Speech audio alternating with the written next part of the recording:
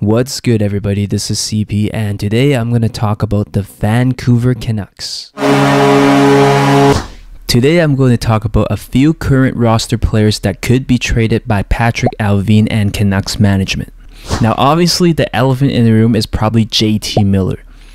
If you have been following the Canucks news and rumors over the past year or so, his name was usually one of the first to pop up for Vancouver in any sort of trade scenarios or speculations. And heading into this offseason, I honestly thought that Miller would probably be one of the first Canucks to get traded. However, I must say, after seeing how the NHL entry draft and free agent frenzy went down, it seems like the rumors have cooled off quite a bit. And as the offseason heat continues to cool down with less activity, it appears to me that there is a good chance that Miller will not get traded this summer and might still be a Vancouver Canuck at the start of training camp in fall. Better yet, I wouldn't be surprised to see Miller in a Canucks uniform until the trade deadline in 2023. For those unaware, JT Miller will be entering the final year of his 5-year $26.5 million contract next season. But based on what we saw in free agency and the moves the Canucks made, including the signings of highly coveted KHL star Andrei Kuzmenko and committing big money to UFA Ilya Mikheyev, and also bringing in some bottom six help with the addition of Curtis Lazar, I'm really starting to think that the Canucks are gunning to make the playoffs next season. And to be quite frank, I really don't see that happening without JT Miller on the team as one of their top 6 forwards. And by the way, I actually made a video deep diving into those signings and predicting potential roster moves, so make sure you watch that video right after this one. Now with that in mind, it probably doesn't make sense for the Canucks to trade JT Miller, who was their most productive top 6 forward last year. He's coming off a career year with 32 goals and 99 points last year. So if they do trade Miller before the start of next season, the Canucks probably won't be able to find someone to replace his production. So in my mind, if Allvin trades him, then this team actually takes a step backwards. Overall, I'm not gonna lie, but to me, Patrik Allvin and friends might be caught in a potentially very risky situation. With the current roster they have, along with the full year of Bruce Boudreau behind the bench, I would say the Canucks have a good chance to be a playoff team. Probably not contend for the cup, but if they stay healthy, I feel like they should be good enough to compete for a spot. Assuming that things go well for the Canucks and they decide to keep Miller past the deadline, I would say there is a better than 50% chance that Miller walks as a UFA for nothing. AKA, we might have a Johnny Gaudreau situation in Vancouver next summer. And quite honestly, I'm not really sure how Patrik Allvin and Jim Rutherford is going to play this one out. And I'm glad I don't have their job to make a decision on JT Miller. But if you were the GM of the Canucks, what would you do with the JT Miller situation? Would you consider trading him? If so, when? Make sure you comment below. Moving on, Tyler Myers might be another player that could be moved by the Canucks for the right price. Myers is heading into his 4th year of his $30 million contract, which comes with a $6 million annual cap hit. Ask many Canuck fans and they would tell you that his overall play for the past 3 seasons hasn't been worth the contract. And watching many of the Canuck games over the past few seasons myself, I would say that Myers has been one of the more frustrating players to cheer for. He definitely has his moments where he looks like a legit top 4 or sometimes even a top pairing D-man. But there are also many stretches where his game just swings south, and during those times it's not ideal to have him on the ice for more than 18 minutes a night. So essentially, I believe his inconsistency is what frustrates a lot of fans about Myers, and having him as a top 4 guy on the blue line is somewhat of a gamble. With that being said, I think many Canuck fans expect a little more from a guy with a $6 million cap hit. Also, if we look at the Canucks defense right now, I would say that the left-hand side looks pretty decent, with Quinn Hughes and Oliver Ekman-Larsson rounding out the top 2 lines.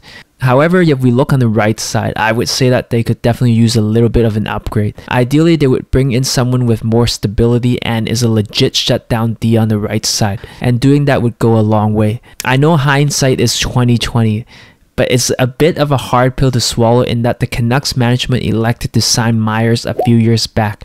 As a result, they might have lost a player like Chris Tanev, which was a huge expense to pay.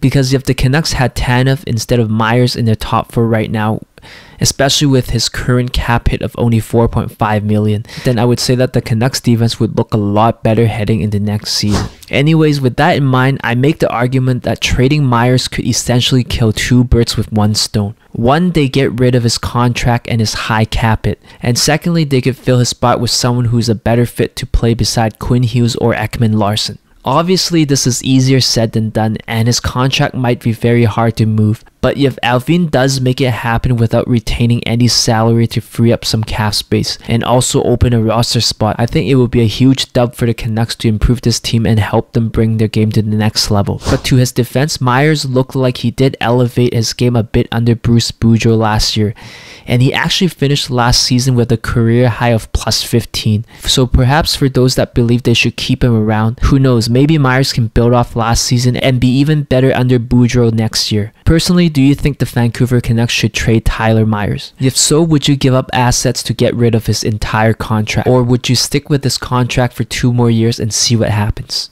The next player I think the Canucks could look into trading is Jason Dickinson. Rumor has it that the Canucks were actually trying to move him this offseason, but unfortunately they haven't found any takers yet. To me, this does kind of make sense, largely because of his cap hit and what he brought to the table for the Canucks last year. Dickinson is currently heading into his second season of his $7.95 million 3-year contract with a $2.65 annual cap hit. For whatever reason, Dickinson struggled big time for the Canucks last year.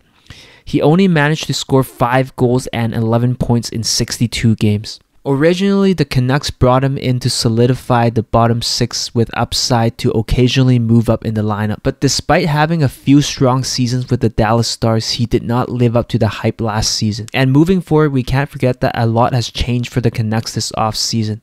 They added more depth up front with Kuzmenko and Mikheyev, and also added a name like Curtis Lazar. Essentially, Lazar is a player who will likely be a lock as the team's 4th line center, with the possibility to move up in a 3rd line role if he plays well. With that in mind, I think this makes things a little bit more complicated for Jason Dickinson. And coming into this season, I'm not so sure where he fits in Boudreau's lineup. At the end of the day, the Canucks got deeper, and for a team that is looking to relieve some cap space, I think moving Dickinson's $2.65 million might make the most sense. Assuming Dickinson's play doesn't significantly improve to warrant him a spot on the top 3 lines, I don't know about you, but I would say having a guy make $2.65 to play 4th line minutes is very hard to justify, as they could probably fill that spot with someone a little bit cheaper with a similar skill set. Personally, do you think it makes sense for the Canucks to trade Dickinson, or should they give him 1 more season to redeem himself? Let me know in the comments below.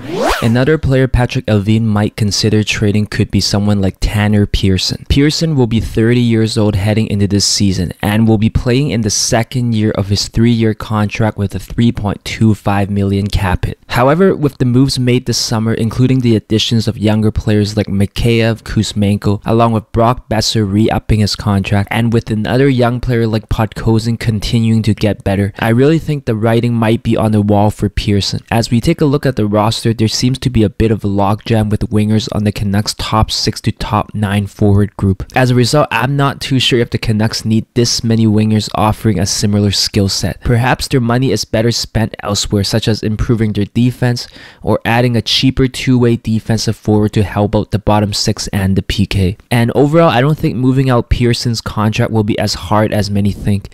Pearson scored 14 goals and 20 assists last year. So in a sense, he did outperform his contract and does offer great value for a $3.2 million cap hit, especially for teams looking for some secondary scoring. Now, personally, if you were the GM, would you consider trading Pearson, or would you trade someone else before him? If so, who? Make sure you comment below.